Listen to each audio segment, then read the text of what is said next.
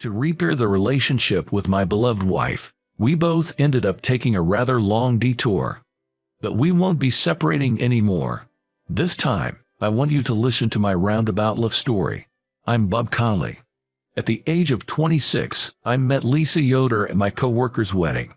Lisa was the same age as me, attending the wedding as a friend of the bride.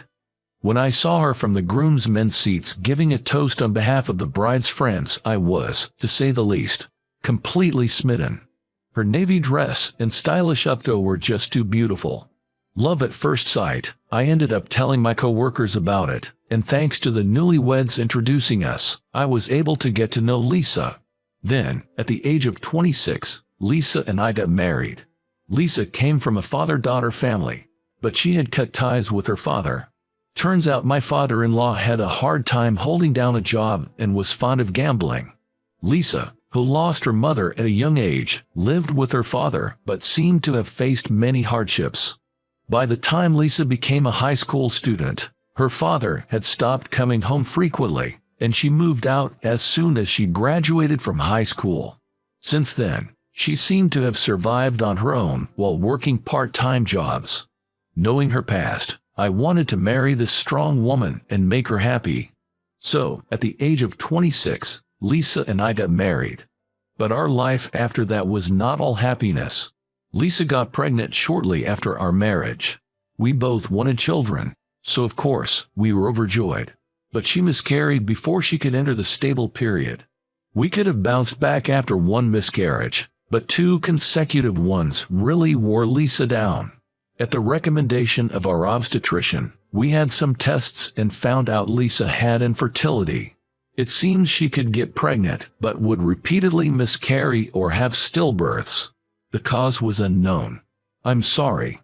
The baby keeps coming to us, but I can't seem to nurture it. Lisa sank into sadness and started having more and more depressed days. It's not your fault, Lisa. You're always trying your best. I continued to support Lisa. A while after being diagnosed with infertility, I invited Lisa on a trip to Arizona. Arizona is the hometown of Lisa's deceased mother. Although it's not really her hometown, since her maternal grandparents are also gone. But Lisa had always wanted to visit Arizona, where her kind mother grew up. I think going to Arizona was the right decision. The nature, warm weather, and delicious food of Arizona healed Lisa's body and mind, and for the first time since her miscarriages, she showed a genuine smile on this trip. On the last day of the trip, we were able to see a huge rainbow in the sky. It's beautiful. I wonder if my mom and babies can see it, Lisa said while shedding tears. I also teared up while holding Lisa's shoulder. They're watching. Lisa, I'm sure your mother is watching over our children from up above. This wasn't just to comfort her. I genuinely believed it. While watching the rainbow, we talked and decided that it's okay even if we can't have children. We would support each other as a couple. Is that okay with you, Bob? If you were with someone else, you might be able to have a child without any problems. I stared right into Lisa's eyes.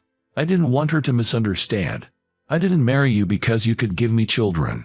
I married you because I wanted to be with you forever. What matters most to me is that you are with me, whether we have kids or not. Lisa was crying, her face covered by both hands. Thank you. Thank you, Bob. I'm sure that while she was struggling with the diagnosis of infertility, the thought of divorce must have crossed her mind. I'm truly glad we came on this trip before things escalated, giving us the opportunity to share our feelings. I genuinely felt that way. From then on, our life as a married couple was peaceful and happy, even though it was only for a brief period. When Lisa and I were 29, out of the blue, Lisa declared she wanted a divorce. Please, let's get a divorce. Lisa wasn't crying, her eyes not of hesitation, but of determination already set. Can't we talk it out anymore? I think my voice was trembling, pitifully. Dear, it's not a proposition. It's a decision I've made. I'm sorry if it seems selfish. I think it was the first time I heard Lisa's voice this cold. Why? Can you tell me why? To my question, Lisa answered without hesitation. There's someone else I love. For his sake, I can't stay with you anymore. It was the first time she referred to me as you. Her words carried such a strong will that I immediately understood that nothing I could say would change her mind. Maybe I just wasn't enough to make Lisa happy. Or perhaps being with me reminded her of our miscarriage. Or maybe I thought of various reasons. But all of them were just me trying to run away from reality. Lisa loves someone else now. That's all there is to it, and I had to accept it. I understand. As I said that, Lisa bowed her head. She kept her head down for a long time, saying, "I'm sorry. Thank you for everything. Really, thank you." I didn't respond to her. I didn't want to hear thank you if we were getting a divorce, if she was leaving for another man. If she said that at the end, I couldn't bear any resentment. Even after all this, I couldn't think of Lisa as a terrible woman. Lisa in my heart was always my kind, adorable, beloved wife. Lisa signed the divorce papers and left the house the next day. I was curious whether she really went to that man, whether she could find another home that quickly, but there was no way to find out. I contacted the bride and groom of the wedding that led to our meeting and asked if they had heard anything from Lisa, but they knew nothing. No one else knew where Lisa went. Lisa had quit her part-time job, and she didn't answer her phone. The day after the divorce, I lost track of where Lisa was. I decided to believe that Lisa is probably happy with the man she loves. But I couldn't help but feel down, so I immersed myself in my work. My coworkers worried that I was overworking, but only during work could I forget about Lisa. I even went on a blind date at the request of my boss. You haven't been yourself since the divorce, have you? If you meet someone new, you might feel better, you know. The blind date I tried didn't go well. Well, the woman wanted to meet again, but I just couldn't imagine a future with her. I wanted the woman by my side to be Lisa. I just kept thinking that. I knew it was pathetic, but there was nothing I could do about these feelings. About 5 years after the divorce, I had a business trip to Arizona, Lisa's mother's hometown. The first place Lisa and I traveled to after our miscarriage. I decided to take some time off after the business trip and treat it like a heartbreak journey. Since 5 years had already passed, I had decided to take one last wander down memory lane and forget about Lisa once and for all once I left Arizona. Having finished my work at the business trip there, I went on vacation. I aimlessly toured the places Lisa and I had visited together. I remember having a great time when we came as a couple, but being alone made everything seem tasteless and boring. And so, I ended up at a small local diner we visited. Wondering what we ate here, I entered the diner and heard a bright welcome. I recognized the voice all too well and found myself staring at the waitress. Lisa. Yes, the waitress was Lisa. Her hair had grown out, she had lost some weight, but it was undeniably Lisa. Lisa also seemed to recognize me, looking dumbfounded in surprise. Bob. Seeing our reactions, the restaurant owner asked if we knew each other. When I explained that I was Lisa's ex-husband, the owner was very considerate and let Lisa out for a break. But it was a real coincidence to see Lisa, and I was worried that Lisa might find it troublesome, so I looked at her cautiously. Lisa also seemed puzzled, but I thought this accidental reunion might be some sort of fate, so I called out to her. Do you want to talk outside a bit? I was prepared to be turned down, but Lisa agreed to join me. We walked silently for a while, but then it suddenly started raining, so we rushed into a pavilion in the park. That's when I saw it as Lisa wiped her rain-soaked neck with a handkerchief. It was our wedding ring, dangling from the necklace Lisa was wearing.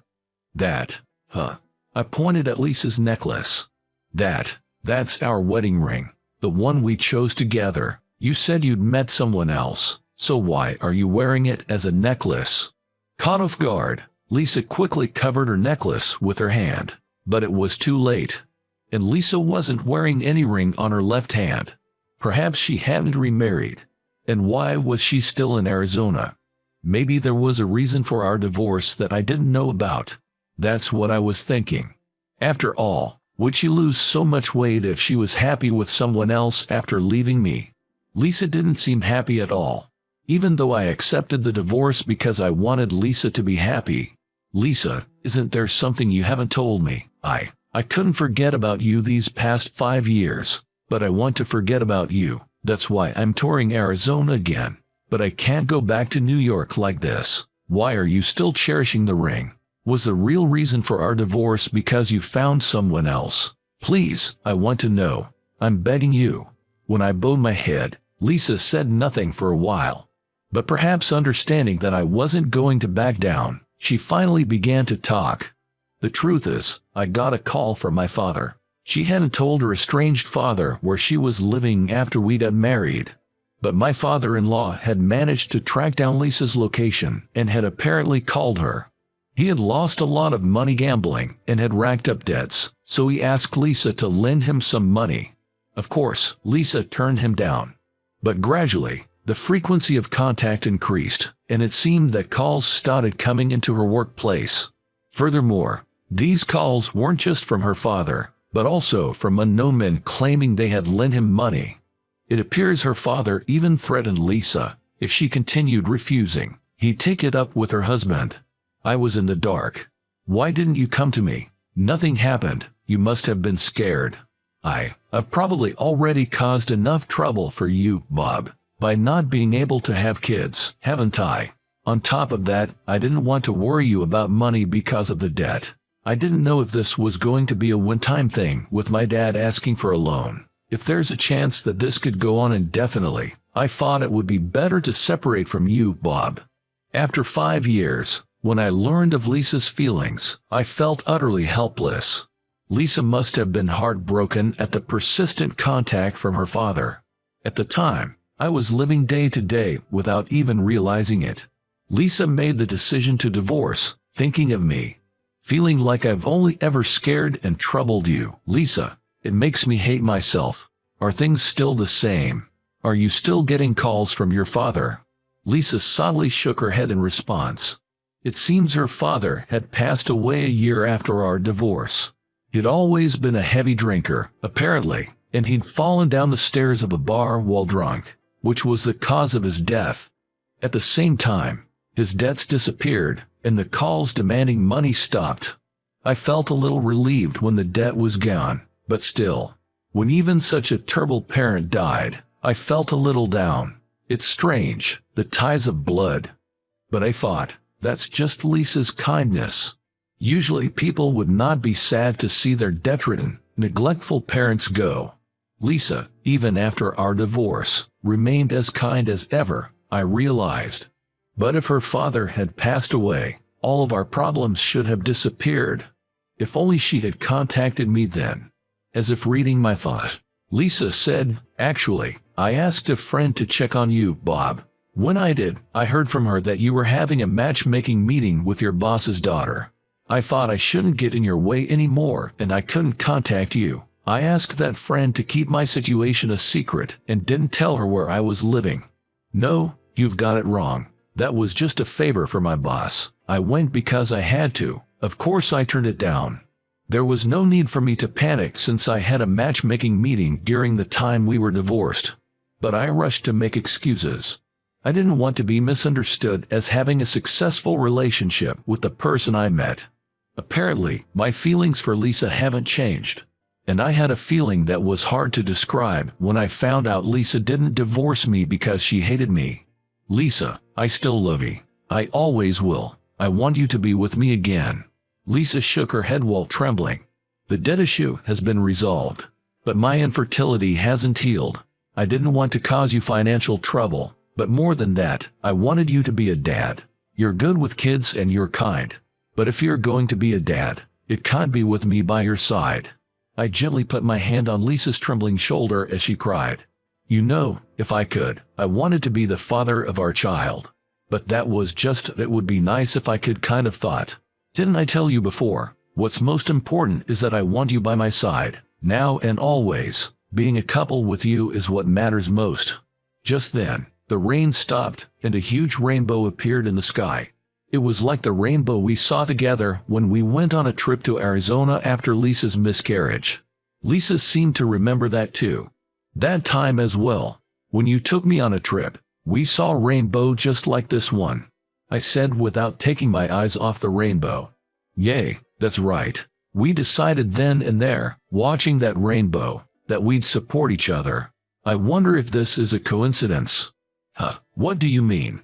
Lisa, wiping her tears, looked puzzled at my words. I made eye contact with Lisa and told her my thoughts. Don't you feel like this rainbow is cheering us on, like it's from Lisa's mom and our children, who passed away? I think we've never been alone.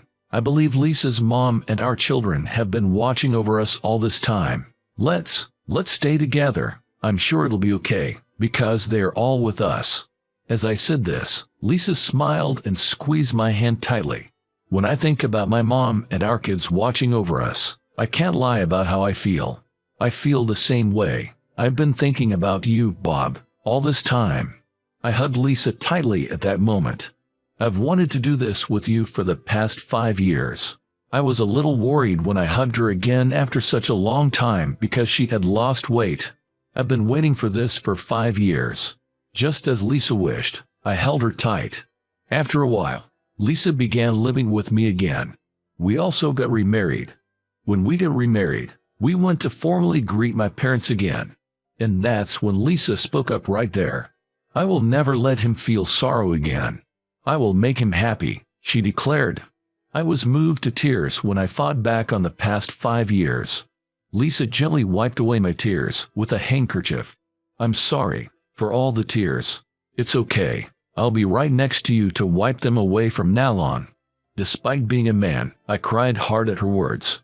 2 years after our remarriage, we were blessed with a child. We didn't know if the infertility treatment would work, but we discussed it as a couple and decided to give it a shot.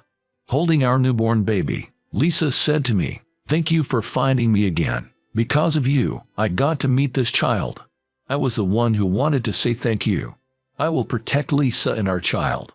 I am determined to cherish this happiness so that our family will never be separated again."